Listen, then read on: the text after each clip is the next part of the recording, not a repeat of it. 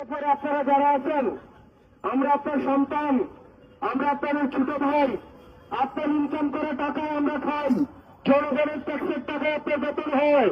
আল্লাহর দোকান লাগে আপনাদের কোন সরকারের লাঠি ওরাই নেবেন না। আপনাদেরকে যারা আমরা ছাত্র জনতা আপনাদের সাথে একসাথে কাজ করতে চাই।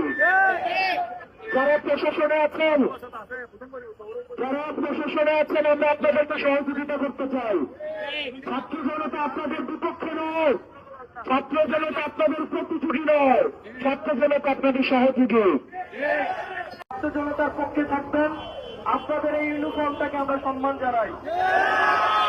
আমরা প্রশাসকদের, সরকারি চাকরিজীবীদের চেয়ারটাকে আমরা সম্মান জানাই।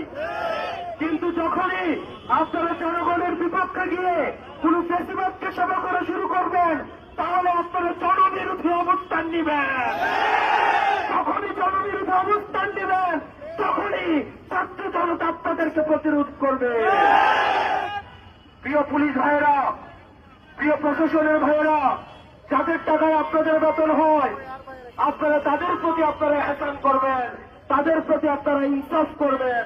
আর এই ইনসাফের বার্তা নিয়ে এনসিপি আপনাদের কাছে এসেছে। কোন অন্যান্য রাজনৈতিক দলের মতো নয়, অন্যান্য রাজনৈতিক সময়ের মতো নয়।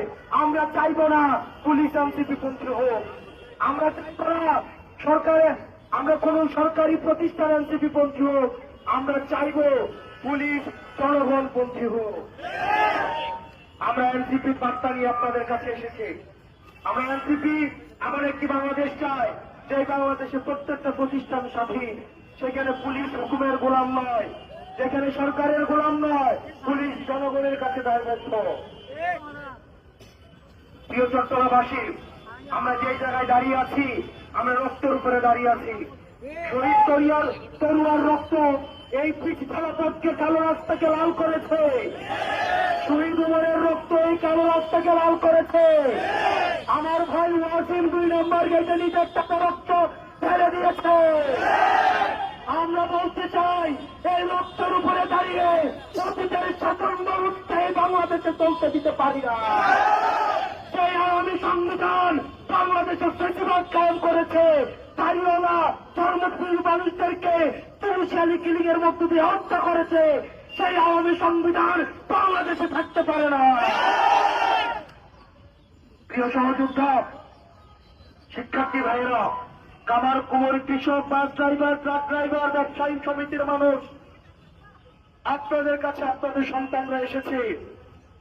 আপনাদের কাছে ওই সন্তানরা এসেছে, যে সন্তানরা আপনার জুলাই আগস্ট অভ্যুত্থানের রাস্তায় এসে নিজের তাজা রক্ত ঢেলে দিয়েছে পিতাকে রক্ষা করার জন্য।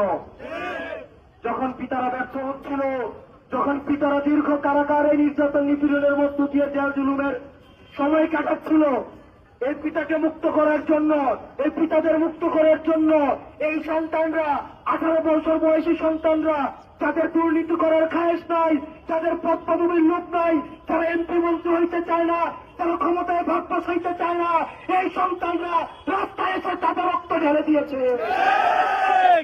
এই সন্তানদের সামনে রেখে আমরা এনসিপি থেকে প্রতিজ্ঞা করতে চাই, যতদিন না পর্যন্ত বাংলাদেশটা আমরা সুখী সমৃদ্ধ করতে পারছি, যতদিন না পর্যন্ত রাষ্ট্রের প্রতিষ্ঠানের মালিকানা আমরা নিশ্চিত করতে পারছি, যতদিন না পর্যন্ত দুর্নীতি মুক্ত করতে পারছি, চাঁদাবাজি মুক্ত করতে পারছি, টেন্ডারবাজি মুক্ত করতে পারছি, ততদিন পর্যন্ত আপনাদের নিয়ে আমাদের এই লড়াই অব্যাহত থাকবে।